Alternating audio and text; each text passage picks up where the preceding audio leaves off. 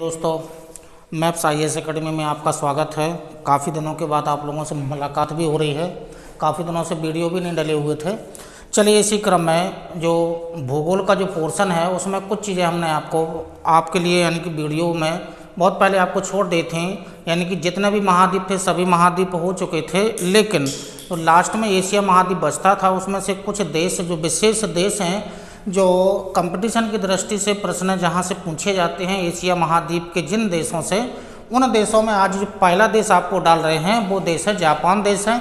Japan देश की location में देखिएगा तो जापान का जो आज जो पहला वीडियो आपको दे रहे हैं, पहले वीडियो में आपको जापान का फिजिकल पोर्शन आपको दे रहे हैं, यानी कि पर्वत, पठार, नदी, झील, मैदान, ये पोर्शन आपको आज यानी कि जापान से दे रहे हैं। तो जापान का आपको आज यानी कि भौतिक भूगोल से संबंधित जो भी यानी कि संरचना होगी, प्राकृतिक संरचना होगी, भौतिक भूगोल से संबंधित, वो आपको डायग्राम के माध्यम से आपको दिखा दे रहे हैं।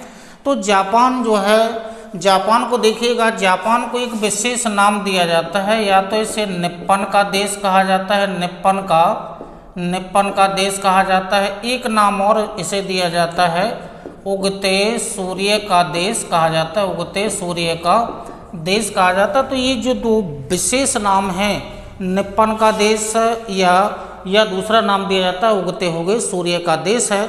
जापान की जो अवस्थिति है वो प्रशांत महासागर में है, यानी कि ये पूरा प्रशांत महासागर का क्षेत्र फैला हुआ है। तो ये पूरा पैसिफिक ओशियन है, यानी कि ये पैसिफिक ओशियन है और नॉर्थ पैसिफिक ओशियन है। पैसिफिक ओशियन का ही भाग है। तो ये वाला जो है ये जापान सी वाला क्षेत्र है, ये जापान सागर वाला क्षेत्र है।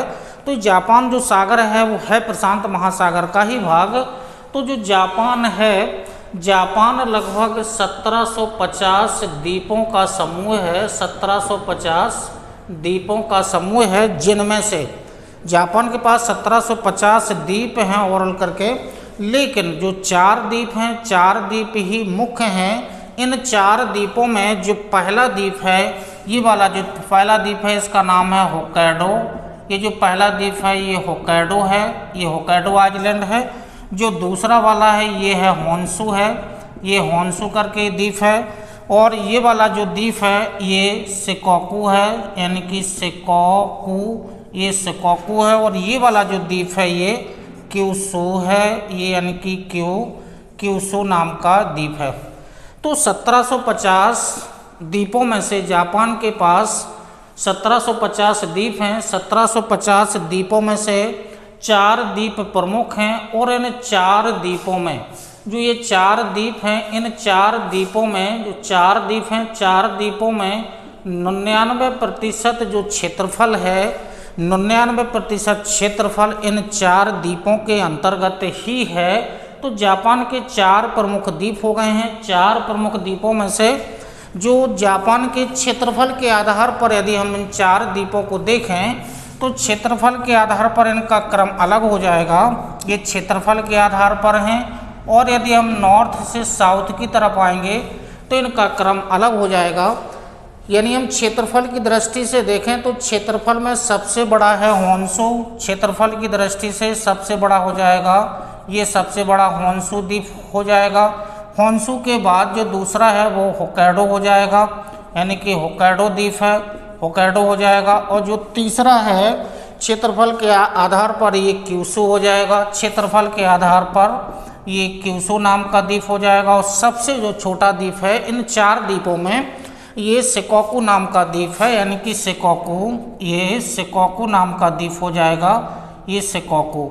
तो क्षेत्रफल के आधार पर देखें तो जापान के इन 4 द्वीपों का क्रम, यानी कि सबसे बड़ा होन्शु, दूसरा सबसे बड़ा होक्काइडो, तीसरा सबसे बड़ा क्यूशू, और सबसे जो छोटा होगा वो शिकोकू द्वीप होगा। तो ये क्षेत्रफल के आधार पर है। अब आइएगा, यदि हम उत्तर से दक्षिण इनका क्रम देखें तो उत्तर से दक्षिण में सबसे उत्तर में आपका होक्काइडो है, तो सबसे उत्तर में यानी कि होक्काइडो द्वीप हो जाएगा। होक्काइडो के बाद होन्शु हो जाएगा, और होन्शु के बाद यहाँ पर थोड़ा सा क्रम बदल जाएगा। ये जो शिकोकू नाम का द्वीप है, ये शिकोकू नाम का द्वीप है, शिकोकू लास्ट में आ जाएगा, क्यूशू नाम का द्वीप होगा। तो जो जापान के 4 द्वीप हैं, 4 द्वीपों में जिसमें 99% क्षेत्रफल इन 4 द्वीपों के अंतर्गत समाहित है। क्षेत्रफल के आधार पर क्रम ये होगा और उत्तर से दक्षिण यदि हम इन द्वीपों का क्रम देखें तो ये हो जाएगा। तो उत्तर से दक्षिण ये क्रम है। अब थोड़ा सा जापान के थोड़ा सा चारों ओर घूम लेते हैं तो ये प्रमुख क्रम हो जाएगा क्षेत्रफल के आधार पर, और इस उत्तर से दक्षिण के क्रम के आधार पर ये प्रमुख क्रम हो जाएगा। अब यहाँ से आइएगा थोड़ा सा, यहाँ देखिएगा ये वाला जो क्षेत्र है, ये वाला जो छोटा सा क्षेत्र दिख रहा है, ये यानी कि रूस का है और रूस का सखालिन नाम का एक द्वीप है, सखालिन द्वीप है। रसिया का है, ये रसिया का सखालिन द्वीप है। अब 2 द्वीपों के बीच में बड़े से स्थल खंड हैं और बड़े से स्थल खंडों के बीच में छोटा सकरा जलीय भाग है। तो यहाँ पर भी छोटा सकरा जलीय भाग दिखाई दे रहा है और इसको नाम दिया जाता है लापोरोस जल संधि है, लापोरोस जल संधि है। तो ये लापोरोस जल संधि हो गए। तो लापोरोस जल संधि का संबंध रूस और जापान के बीच में है, या फिर कहिएगा कि रूस का सखालिन जो द्वीप है, सखालिन द्वीप और जो जापान का जो होक्काइडो द्वीप है इसके बीच में अवस्थित है, लापोरोस जल संधि है। अब उसके नीचे आएगा तो ये भी एक जल संधि आपको दिख रही है, ये जापान सी वाला क्षेत्र है। तो यहाँ पर ये जो जल संधि है इसको नाम दिया जाता है, जो प्रमुख सब जल संधि है, यानी कि लापोरोस के बाद जो प्रमुख जल संधि है ये होगी। इस क्षेत्र में आएगा, इस क्षेत्र से आप चले आइएगा तो टोयमा नाम की एक खाड़ी होगी। ये वाला जो क्षेत्र लग रहा है ये साउथ कोरिया वाला क्षेत्र है, ये साउथ कोरिया वाला क्षेत्र है। यहाँ पर ये सुशिमा नाम का एक छोटा सा द्वीप है, सुशिमा नाम का एक छोटा सा द्वीप है। यहाँ पर भी एक जल संधि है जिसका नाम सुशिमा जल संधि के नाम से ही जाना जाता है। तो अब पहले यहाँ आइएगा, जो होक्काइडो द्वीप है और जो होन्शु द्वीप है उसके बीच में जो जल संधि है, ये जो जल संधि है ये सुगारू नाम की जल संधि यानी कि टी साइलेंट है, ये सुगारू नाम की जल संधि है। तो सुगारू जल संधि का संबंध जापान के होक्काइडो द्वीप से जापान के होन्शु द्वीप को अलग करने वाली जल संधि का नाम क्या है, सुगारू नाम की जल संधि है। जबकि लापोरोस जो जल संधि है वो रूस के सखालिन द्वीप को जापान के होक्काइडो द्वीप से अलग करने वाली जल संधि है। यहाँ से आएगा तो यहाँ भी एक जल संधि होगी जिसका नाम है सुशिमा जल संधि है। तो जो सुशिमा जल संधि है, सुशिमा नाम का एक छोटा सा द्वीप है और ये जो जापान के द्वीप है इससे अलग करने वाली जल संधि है। इसके बाद यहाँ भी आएगा तो यहाँ भी एक जल संधि है जिसका नाम है कोरियन, यानी कि कोरियन स्ट्रेट है या कोरियन जल संधि है। तो ये वाला जो क्षेत्र है ये जापान सी है। इस क्षेत्र में आइएगा तो ये प्रशांत महासागर का क्षेत्र फैला हुआ है। तो इस क्षेत्र से आइएगा आप जापान सागर के तट से होते हुए आइएगा तो टोयमा नाम की एक खाड़ी है। खाड़ी का तो विस्तार यहाँ पर जापान में बहुत है, क्योंकि जापान एक ऐसा देश है जिसका जो तटीय क्षेत्र है वो बहुत ज़्यादा कटा फटा है। कटा फटा होने के कारण ही यहाँ पर मछली पकड़ने का प्रमुख यानी कि क्षेत्र बन जाता है ये। अब इस क्षेत्र से आप चले आइएगा तो या तो फिर ऐसे आइएगा पूर्वी भाग से होते हुए इस क्षेत्र से आइएगा, तो इस क्षेत्र से होते हुए चले आएंगे तो ऐसे नीचे आएंगे प्रशांत महासागर का विभाग है जिसका नाम है सुरुगा नाम की एक खाड़ी है, सुरुगा नाम की खाड़ी मिलेगी और उसके बाद आईसी नाम की खाड़ी मिलेगी। फिर ऐसे आप चलिएगा तो ये वाला होन्शु द्वीप है और ये वाला शिकोकू द्वीप है। इसके बीच में ये जो सागर है इसका नाम है हरिमा सी। ये हरिमा नाम का एक सागर है, ये हरिमा नाम का एक सी है, सागर है। तो जापान के चारों ओर घूमने पर बहुत सारी खाड़ी मिलेंगी, बहुत सारे सागर मिलेंगे, लेकिन जो प्रमुख हैं वो आपको डायग्राम के माध्यम से आपको दिखा दिए गए हैं। अब जापान के अंदर आते हैं तो जो प्रमुख द्वीप है वो प्रमुख द्वीप जनसंख्या की दृष्टि से और प्राकृतिक दृश्य की दृष्टि से सबसे इम्पोर्टेंट द्वीप है होन्शु द्वीप है, और उद्योग की दृष्टि से, जनसंख्या की दृष्टि से, संसाधन की दृष्टि से जो प्रमुख द्वीप है उसका नाम है होन्शु द्वीप है। तो होन्शु द्वीप में आंतरिक भाग में आएंगे, इस क्षेत्र में आएंगे तो एक ऐसी लंबी पर्वत श्रृंखला ऐसी फैली हुई है मध्य भाग में एक ऐसी लंबी पर्वत श्रृंखला फैली हुई है। इस लंबी पर्वत श्रृंखला को यहाँ पर जापान में विशेष नाम दिए गए हैं। या तो इसको कहिएगा जापानीज आल्प्स के नाम से भी इसे जाना जाता है, इसे होडा माउंटेन के नाम से भी जाना जाता है, इसे मैग्ना फोसा के नाम से भी इसे जाना जाता है, या मैटर्न हॉर्न ऑफ जापान के नाम से भी इसे जाना जाता है। ये क्योंकि यहाँ पर नवीन मोड़दार पर्वत का ये उदाहरण के रूप में है। तो जो ये लंबी पर्वत श्रृंखला जो होन्शु द्वीप पर मुख्य रूप से फैली हुई है, जापान की सबसे लंबी पर्वत श्रृंखला है। या तो इसे नाम दे दीजिएगा जापानी आल्प्स के नाम से जाना जाता है, होडा माउंटेन है, या मैग्ना फोसा इसका नाम है, मैटरहॉर्न ऑफ जापान इसका नाम है।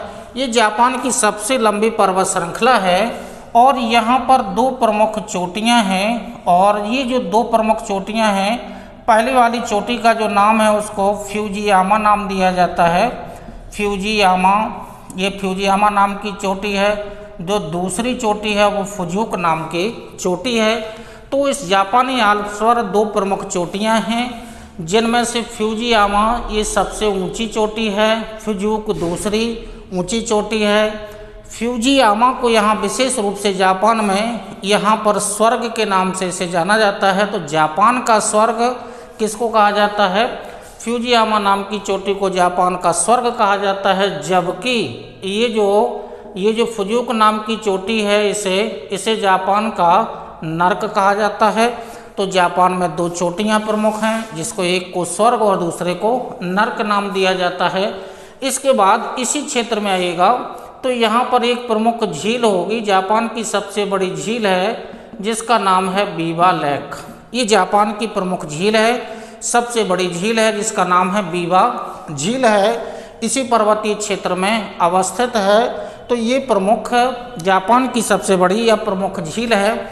इसके बाद आइएगा तो जापान में कुछ मैदानी क्षेत्र फैले हुए हैं। तो पहले तो जो होक्काइडो द्वीप है इस पर थोड़ा सा देख लेते हैं।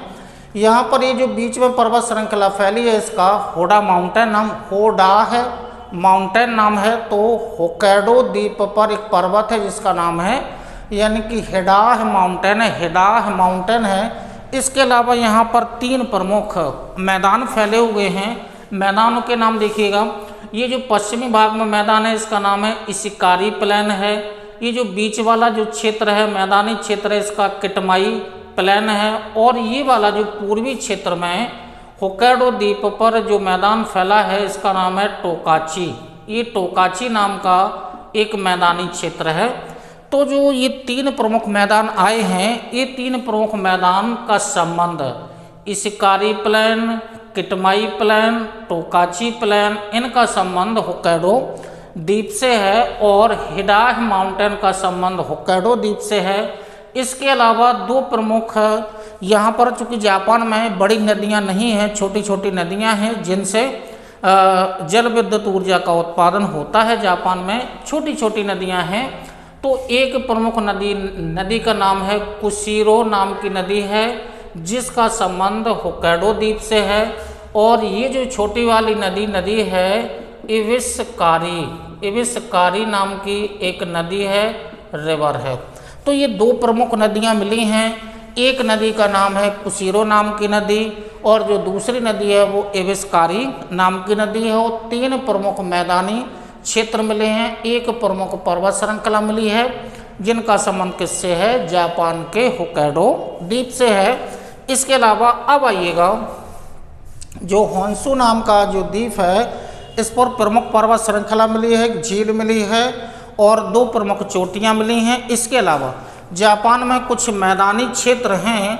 तो यहाँ पर एक मैदान का संबंध इस क्षेत्र में फैला होगा, एक मैदान इस क्षेत्र में है, एक मैदान यहाँ पर है और एक मैदान यहाँ पर है। चार प्रमुख जो मैदान का संबंध है वो होन्शु द्वीप से है।